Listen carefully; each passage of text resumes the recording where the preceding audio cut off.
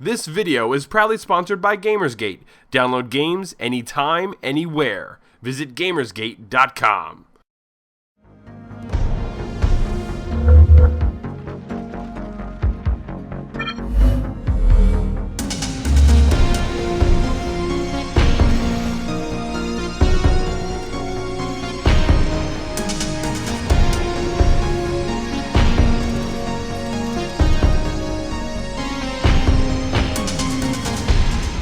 In what most gamers thought to be an April Fool's Day prank from Ubisoft, Far Cry 3 Blood Dragon turned out to be true. Coated from head to toe with a faux 80s treatment, Blood Dragon is a love letter to gamers and geeks who grew up in the neon-loving, hair-feathering, Reaganomic, new wave, radical 80s.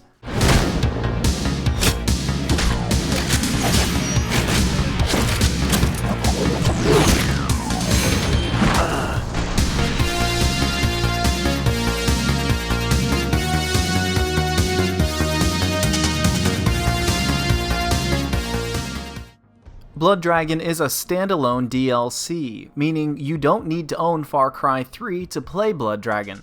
You don't even need to understand what Far Cry 3 is about. In fact, if you disliked Far Cry 3, there's a good chance you may love Blood Dragon. They're two completely different entities, but of course, Blood Dragon borrows most of its mechanics and a ton of Far Cry 3's assets.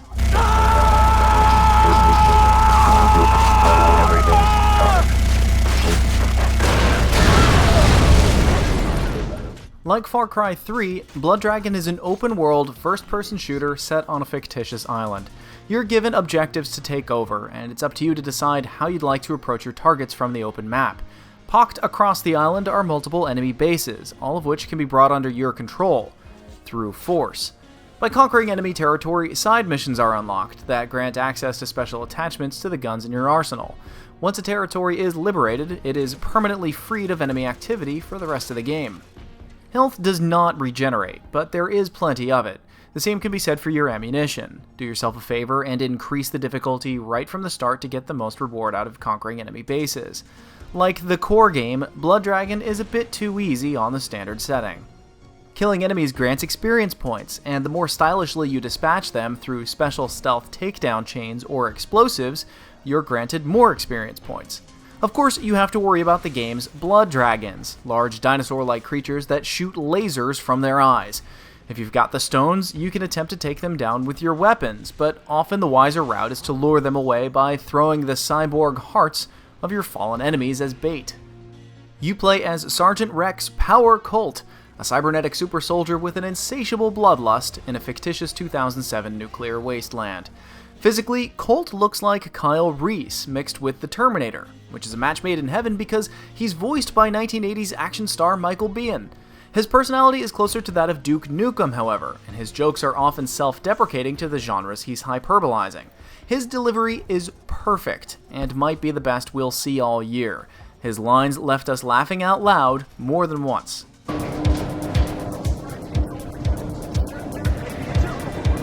Then it's lights out for Sloan. Lights out forever. Okay, we are almost there, Sergeant. As a cyborg, you no longer run out of breath while running or swimming, and you no longer take fall damage, making you a true cybernetic super soldier. We reviewed Blood Dragon on the Xbox 360, which looked okay, great even, considering the hardware. But since we reviewed Far Cry 3 on the PC, it felt like a giant step back. There's some pop-in at fairly close range, and there is a noticeable lack of detail in some of the terrain and underwater environments. We're anxious to play through the game again once it releases for the PC. The game is definitely good enough to warrant multiple playthroughs. Visually, we had issues with getting used to playing in a dark pink environment. It got hard on the eyes, especially when playing at night. Other than that, all the animals remained in the playable island, but with a new metallic coating, which felt slightly lazy compared to the treatment given to the rest of the game. The animals could have been replaced entirely with something more creative, like robotic drones out to seek and destroy humans, but simply retexturing them feels like an easy solution to a more complex problem. In hindsight, we feel Blood Dragon is a stronger game than Far Cry 3, as it addresses most of the issues we had with the core game. The wonky inventory system of Far Cry 3 has seen the axe, and everything has been streamlined into credits the instant you pick up loot. The whiny, wimpy main character has been replaced with the hardcore and hilarious Rex Colt. The weapon system has been streamlined into fewer, but way cooler guns, so you no longer accidentally swap weapons when you loot bodies. You only pick up ammo. The tattoo system, which gave players the illusion of choice in leveling, has been replaced with a more classic leveling system, with perks automatically unlocking as you level up. When you complete the game, you are given the freedom to go back into the map to pick up any hidden collectibles you may have missed, or to take over any remaining enemy territories. Blood Dragon piles together as many 1980s action, science fiction, and pop culture references as it possibly can, and holds it all together in the guise of a shooter. We found references to the Terminator series, the Karate Kid series, Star Wars, Star Trek The Next Generation, Escape from New York, Teenage Mutant Ninja Turtles, Transformers, Max Headroom, Michael Jackson's Moonwalker, Berserk the video game, G.I. Joe, Stan Bush, and a ton more. Blood Dragon oozes personality.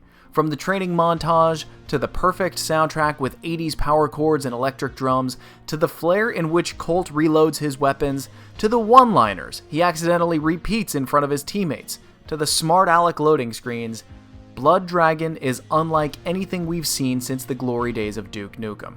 It's one of the most potent doses of 1980s action sci-fi you can get in video game form. You might actually contract bonitis. Unfortunately, there is no cooperative campaign with Blood Dragon, which feels like an absolute tragedy.